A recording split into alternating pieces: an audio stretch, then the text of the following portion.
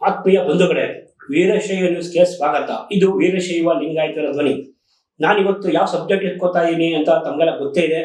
ಕಳೆದ 10-11 ದಿನಗಳಿಂದ ಏನು ನಮ್ಮ ರಾಜ್ಯದಲ್ಲಿ ಹೊಸ ಒಂದು ಸುದ್ದಿಯನ್ನ ಹಬ್ಬಲಾಗುತ್ತಿದೆ. ಯಾವ ಹೊಸ ಸುದ್ದಿ ಒಂದು ಸಂಚಲನವನ್ನು ಉಂಟು ಮಾಡಿದೆ ಅನ್ನೋದ್ರ ಬಗ್ಗೆ ನಾನು ಬಿಡಿಸಿ ಹೇಳಬೇಕಾಗಿಲ್ಲ. ನಟ ದರ್ಶನ್ ಅವರು, ಅವರ ಗ್ಯಾಂಗ್ ನಮ್ಮ ವೀರಶೈವ ಲಿಂಗಾಯತ ಸಮುದಾಯದ ಚಿತ್ರದುರ್ಗದ ರೇಣುಕಸ್ವಾಮಿ ಅವರನ್ನ ಬರ್ಬರವಾಗಿ ಹತ್ಯೆ ಮಾಡಿದರೆ ಇದೊಂದು ಹೀನಾಯ ಕೃತ್ಯ ಅಂತ ಹೇಳಿ ಪೊಲೀಸ್ ಕಮಿಷನರ್ ದಯಾನಂದ್ ಅವರೇ ಸಹ ಒಂದು ನಿನ್ನೆ ಪತ್ರಿಕಾಗೋಷ್ಠಿಯಲ್ಲಿ ತಿಳಿಸಿದ್ದಾರೆ. ನಾನು ಇಷ್ಟೇ ಕೇಳೋದು, ಕಳೆದ 1-2 ತಿಂಗಳು ಮುಂಚೆ ನಮ್ಮ ಹುಬ್ಬಳ್ಳಿಯ ನೇಹಾ ಹಿರೇಮಠ್ ಅವರನ್ನ ಕಾಲೇಜು ಆವರಣದಲ್ಲೇ ಭೀಕರವಾಗಿ ಒಬ್ಬ ವ್ಯಕ್ತಿ ಹಲ್ಲೆ ಮಾಡ್ದ. ಅವತ್ತು ಸಹ ಚುನಾವಣೆಯ ಸಂದರ್ಭ ಇತ್ತು. ಅವತ್ತು ಎಲ್ಲ ರಾಜಕಾರಣಿಗಳು ಸಹ ಓಟನ್ನ ಗಳಿಸೋದಕ್ಕೋಸ್ಕರ ಆ ಒಂದು ಹತ್ಯೆಯನ್ನ ಖಂಡಿಸಿದ್ರು, ಎಲ್ಲಾ ಪಕ್ಷದವರು ಖಂಡಿಸಿದ್ರು. ಆದರೆ ಇವತ್ತು ರೇಣುಕಸ್ವಾಮಿ ಹತ್ಯೆ ಆಗಿದೆ, ಚುನಾವಣೆ ಮುಗಿದೋಗಿದೆ, ಆದರೆ ಯಾವ ರಾಜಕಾರಣಿಗಳು ಸಹ ಅದನ್ನ ಖಂಡಿಸ್ತಾ ಇಲ್ಲ. ಸಂಘ ಸಂಸ್ಥೆಗಳು ಸಹ ಖಂಡಿಸಿದೆ. ಹಲವಾರು ಮಠಾಧೀಶರುಗಳು ರೇಣುಕಸ್ವಾಮಿ ಅವರ ನಿವಾಸಕ್ಕೆ ತೆರಳಿದ್ದಾರೆ, ಸಾಂತ್ವನ ಹೇಳಿದ್ದಾರೆ. ನಮ್ಮ ಉಜ್ಜಯಿನಿ ಜಗದ್ಗುರು ಸಹ ಪ್ರಪ್ರಥಮವಾಗಿ ಈ ಘೋರ ಕೃತ್ಯವನ್ನ ಖಂಡಿಸಿದ್ದಾರೆ. ಮತ್ತು ಅದೇ ರೀತಿ ರಂಭಾಪುರಿ ಶ್ರೀಗಳು ಖಂಡಿಸಿದ್ದಾರೆ.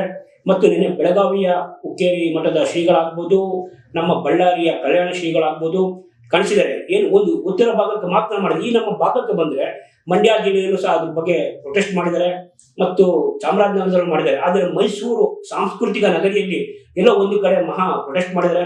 ಯಾಕೆ? ನೇಹಾ ಹಿರೇಮಠ್ ಒಬ್ಬ ಜಂಗಮರು ಅಂತನ ಅಥವಾ ಒಬ್ಬ ರೇಣುಕಸ್ವಾಮಿ ಒಬ್ಬ ಜಂಗಮರು ಅಂತನ? ದಯವಿಟ್ಟು ನಾನು ಒಂದು ಮನವಿ ಮಾಡ್ತೀನಿ. ಇದು ವೀರಶೈವ ಲಿಂಗಾಯತ ಸಮುದಾಯಕ್ಕೆ ಆದಂತ ಅನ್ಯಾಯ.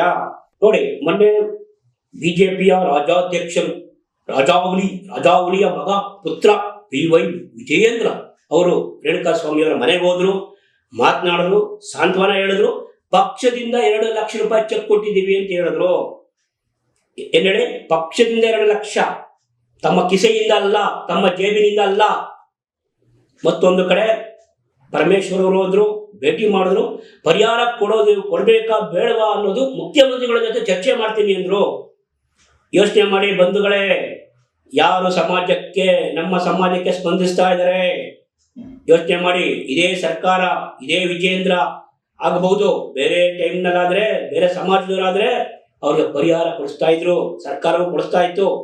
ಆದರೆ ಇವತ್ತು ಪರಿಹಾರ ಕೊಡಿಸೋದು ಸಹ ವಿಳಂಬ ನೀತಿಯನ್ನು ಅನುಸರಿಸ್ತಾ ಇದ್ದಾರೆ. ಅಂದ್ರೆ ನಮ್ಮ ಸಮಾಜವನ್ನು ಯಾವ ರೀತಿ ತುಳಿತಾ ಇದ್ದಾರೆ ಅನ್ನೋದು ಯೋಚನೆ ಮಾಡಬೇಕು. ಇಲ್ಲಿಗೆ ಯಾರು ನಾಯಕರಲ್ಲ, ನಿಮಗೆ ನೀವೇ ನಾಯಕರಾಗಬೇಕು, ನಿಮ್ಗೆ ನೀವೇ ಲೀಡರ್ ಆಗಬೇಕು, ನೀವೇ ನಿಮ್ಮ ಸಮಸ್ಯೆಯನ್ನು ಬಗೆಹರಿಸ್ಕೊಳ್ಬೇಕು. ಇವತ್ತು ನಾವು ಹೇಳ್ತೀವಿ ಯಡಿಯೂರಪ್ಪನವರು ವೀರಶೈವ ಲಿಂಗಾಯತ ಸಮುದಾಯದ ಮಹಾನ್ ಲೀಡರು, ಮಹಾನ್ ನಾಯಕರು ಅಂತ. ನಾವು ಅವ್ರ ಬಗ್ಗೆ ಗೌರವ ಇದೆ, ಅವ್ರ ಬಗ್ಗೆ ನಮಗೆ ಪ್ರೀತಿ ಇದೆ. ಆದರೆ ಅವರ ಪುತ್ರ ವಿಜಯೇಂದ್ರರು ಸಹ ಈಗಾಗಲೇ ಬೆಳೀತಾ ಇದ್ದಾರೆ, ಬೆಳಿಬೇಕು, ಇನ್ನಷ್ಟು ಸಾಕಷ್ಟು ಸಮಯ ಇದೆ. ವಿಜಯೇಂದ್ರ ಅವರೇ, ತಾವು ದಯವಿಟ್ಟು ತಮ್ಮನ್ನ ಯಡಿಯೂರಪ್ಪನವರ ಪುತ್ರ, ವೀರಶೈವ ಲಿಂಗಾಯತ ಸಮುದಾಯದ ಯುವ ನೇತಾರ ಅಂತ ಹೇಳಿ ನಿಮ್ಮನ್ನು ಎಲ್ಲ ಲಿಂಗಾಯತರ ಜೊತೆ ಎಲ್ಲ ಸಂಘಟನೆಯನ್ನು ಕರ್ಕೊಂಡು ಹೋಗ್ತಾರೆ ಅಂತ ಹೇಳಿ ನಿಮ್ಮನ್ನ ಬಿಜೆಪಿ ಹೈಕಮಾಂಡ್ ಅಧ್ಯಕ್ಷನಾಗಿ ಮಾಡಿದೆ. ಮರಿಬೇಡಿ. ಫಸ್ಟ್ ನೀವು ವೀರಶೈವ ಲಿಂಗಾಯತರು ಮಠಕ್ಕೆ ಹೋಗಿ ಯಾರು ಅಭಿಮಾನಿಗಳ ಜೊತೆ ಸಿಳ್ಳೆ ಹೊಡೆಸ್ಕೊಂಡು ಮುಂದಿನ ಮುಖ್ಯಮಂತ್ರಿ ಅಂತ ಘೋಷಣೆ ಮಾಡೋದು ಮುಖ್ಯ ಅಲ್ಲ. ನಿಮ್ಮ ಹೋರಾಟ, ನಿಮ್ಮ ತನು ಮನ ಧನ ವೀರಶೈವ ಲಿಂಗಾಯತ ಸಮುದಾಯಕ್ಕೆ ಇರಬೇಕು. ಆದ್ರೆ ನಿಮ್ಮ ವೀರಶೈವ ಲಿಂಗಾಯತರು ಒಬ್ಬ ಲೀಡರ್ ಬೆಳೆಸೋದಕ್ಕೆ ಕಾರಣ ಆಗುತ್ತೆ. ನಟ ದರ್ಶನ್ ರವರು ಮಾಡಿರ್ಬೋದು, ಇವತ್ತು ಅವ್ರ ಅಭಿಮಾನಿಗಳು ಎದುರ್ತೀರಾ? ಅಂತಹ ಒಂದು ಅಭಿಮಾನಿಗಳು ಈ ಹಿಂದೆನೂ ಇದ್ರು. ಡಾಕ್ಟರ್ ರಾಜ್ಕುಮಾರ್ ಅವರ ಅಭಿಮಾನಿಗಳು ಸಹ ಎಲ್ಲೇ ಒಂದು ಗಲಾಟೆ ಆದ್ರೂ ಸಹ ರಾಜ್ಕುಮಾರ್ ಅವರು ಹೇಳಿದ್ರು ಒಂದು ಕಾಲದಲ್ಲಿ, ಅಭಿಮಾನಿಗಳೇ, ನೀವು ಗಲಾಟೆ ಮಾಡೋದಾದ್ರೆ ನನಗೆ ಸಂಘನೇ ಬೇಡ, ನಿಮ್ಮ ಅಭಿಮಾನವೇ ಬೇಡ, ಸಂಘವನ್ನು ವಿಸರ್ಜನೆ ಮಾಡಿ ಅಂತ ಹೇಳಿದ್ರು. ಅಂತ ಒಬ್ಬ ಮೇರು ನಟನ ಒಂದು ನಮ್ಮ ಸ್ಯಾಂಡಲ್ವುಡ್ ಹೇಗಿದೆ ಬಹಳಷ್ಟು ಬಲಿಷ್ಠವಾಗಿದೆ. ವಿಷ್ಣುವರ್ಧನ್ ಆಗ್ಬೋದು, ಅಂಬರೀಷ್ ಆಗ್ಬೋದು, ಶಂಕರ್ ನಾಗ್ ಆಗ್ಬೋದು, ಅಭಿಮಾನಿಗಳೇ, ಇವತ್ತು ನೀವು ಪೊಲೀಸ್ ಸ್ಟೇಷನ್ ಮುಂದೆ ಬಂದು ಗಲಾಟೆ ಮಾಡ್ತಾ ಇರ್ಬೋದು, ಪ್ರಥಮ ಅವ್ರಿಗೆ ಹೆದರಿಕೆ ಹಾಕಿರ್ಬೋದು, ಇನ್ನೊಬ್ಬ ನಟನ ಹೆದರಿಕೆ ಹಾಕ್ಬೋದು. ಇದು ಸರಿಯಾದ ವಾತಾವರಣ ಅಲ್ಲ. ಇನ್ನು ಮುಂದಾದರೂ ನಟ ದರ್ಶನ್ ಯಾವ ರೀತಿ ಹತ್ಯೆ ಮಾಡಿದನೋ ಬಿಟ್ಟಿದನೋ ಅದು ಕೋರ್ಟ್ ತೀರ್ಮಾನ ಮಾಡುತ್ತೆ. ಆ ಕೋರ್ಟ್ ಏನು ಶಿಕ್ಷೆಗೆ ಒಳಪಡಿಸುತ್ತೋ ಅದಕ್ಕೆ ಅವರು ಅನುಭವಿಸುತ್ತಾರೆ. ಆದರೆ ಅಭಿಮಾನಿಗಳೇ, ನಾನು ಮೊದಲು ನಿಮ್ಮಲ್ಲಿ ರಿಕ್ವೆಸ್ಟ್ ಮಾಡ್ಕೊತೀನಿ, ಯಾರಿಗೂ ದಯವಿಟ್ಟು ಬೆದರಿಕೆ ಹಾಕಬೇಡಿ. ಯಾಕಂದ್ರೆ ಈ ಹಿಂದೆನೂ ಅಭಿಮಾನಿಗಳಿದ್ರು, ರಾಜ್ಕುಮಾರ್ ಅಭಿಮಾನಿಗಳು ಇದ್ರು, ವಿಷ್ಣುವರ್ಧನ್ ಅಭಿಮಾನಿ ಇದ್ರು, ಅಂಬರೀಷ್ ಅಭಿಮಾನಿಗಳು ಸಂಘ ಇತ್ತು, ಎಲ್ಲಾ ಸಂಘಗಳು ಹಿಂದೆ ನಿಮ್ಗೆ ತಾವು ಎಲ್ಲ ಬಹುಶಃ ಎಲ್ಲ ಹುಡುಗರು ಅಂತ ಅಂದ್ಕೊಂತೀನಿ ನಾನು ಅಭಿಮಾನಿಗಳೇ. ಹಿಂದೆನೂ ಸಹ ರಾಜ್ಕುಮಾರ್ ಸಿನಿಮಾ ರಿಲೀಸ್ ಆದಾಗ ವಿಷ್ಣುವರ್ಧನ್ ಅಭಿಮಾನಿಗಳು ಕಟೌಟ್ ಕುಯ್ತಿದ್ರು, ಸಗಣಿ ಹೊಡಿತಿದ್ರು. ವಿಷ್ಣುವರ್ಧನ್ ಆದಾಗ ರಾಜ್ಕುಮಾರ್ ಅಭಿಮಾನಿಗಳು ಮಾಡ್ತಿದ್ರು. ಈ ರೀತಿ ಒಂದು ರೀತಿ ಆರೋಗ್ಯಕರವಾದ ಒಂದು ಘಾಟಿಗಳು ನಡೀತಾ ಇತ್ತು ಈ ಹಿಂದೆ. ಶಂಕರ್ ನಾಗ್ ನಾನು ಕಂಡಂತೆ ಬೆಂಕಿ ಬಿರುಗಾಳಿ ಒಂದು ಕಟೌಟ್ ಒಂದು ಪ್ರಸನ್ನ ಥಿಯೇಟರ್ ನಲ್ಲಿ ಅದು ಒಂದು ಸಿನಿಮಾ ಬಿಡುಗಡೆ ಆಯಿತು.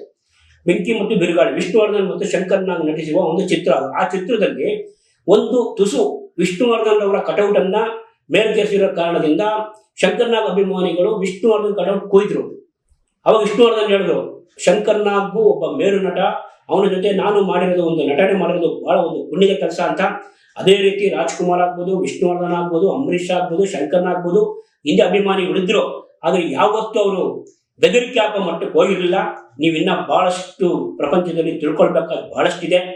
ನಿಮ್ಮ ನಟ ದಿ ಬಾಸ್ ಅಂತ ಏನ್ ಹೇಳ್ತಿರೋ, ಅವ್ರು ಏನ್ ಮಾಡಿದಾರೋ ಅದ್ರ ಬಗ್ಗೆ ಕೋರ್ಟ್ ತೀರ್ಮಾನ ಮಾಡುತ್ತೆ, ಕೋರ್ಟ್ ಶಿಕ್ಷೆ ಕೊಡುತ್ತೆ.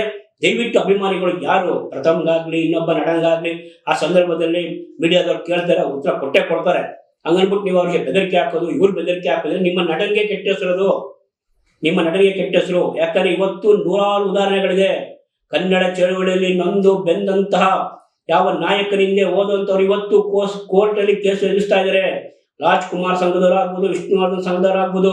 ಅವತ್ತು ನಿಮ್ಮ ರೀತಿ ಗಲಾಟೆ ಮಾಡಿ ಪುಂಡಾಟಿಕೆ ಮಾಡಿದಕ್ಕೆ ಅವ್ರ ಮೇಲೆ ಪೊಲೀಸರು ಕೇಸ್ ಹಾಕಿದ್ದಾರೆ. ಪೊಲೀಸರು ಕೇಸ್ ಹಾಕಿದ್ರೆ ಯಾರು ನಿಮ್ಮ ಪಾಲಿಗೆ ಬರೋದಿಲ್ಲ. ನೀವು ಅಲೆದಾಡಬೇಕು, ಕೋರ್ಟ್ಗೆ ಅಲೆದಾಡಬೇಕು, ಸ್ಟೇಷನ್ಗೆ ಅಲೆದಾಡಬೇಕು. ನಿಮ್ಗೆ ಬೇಲ್ ಸಿಗಲ್ಲ. ನಿಮ್ಮ ಮನೆಯವರು, ನಿಮ್ಮ ಕುಟುಂಬದವರು, ನಿಮ್ಮ ನಂಬಿದವರು ಅವರು ಬೀದಿ ಪಾಲಾಗ್ತಾರೆ. ದಯವಿಟ್ಟು ತಾವು ಅಂಧ ಅಭಿಮಾನವನ್ನು ಬಿಡಿ. ಕೋರ್ಟ್ ಇದೆ, ಕೋರ್ಟ್ ಶಿಕ್ಷೆ ಕೊಡುತ್ತೆ. ಯಾರಿಗೆ ಬೆದರಿಕೆ ಆಗೋದನ್ನ ಬಿಡಿ. ದಯವಿಟ್ಟು ಈ ಹಿಂದೆ ಎಲ್ಲ ನಡೆದಿರೋದ್ರ ಘಟನೆಗಳನ್ನ ಯಾರಾದ್ರೂ ನಿಮ್ಮ ಹಿರಿಯರಲ್ಲಿ ಇದ್ರೆ ಕೇಳ್ಕೊಳ್ಳಿ ಅವ್ರನ್ನ, ಯಾಕೆ ಸರ್ ಈ ರೀತಿ ಅಂತ.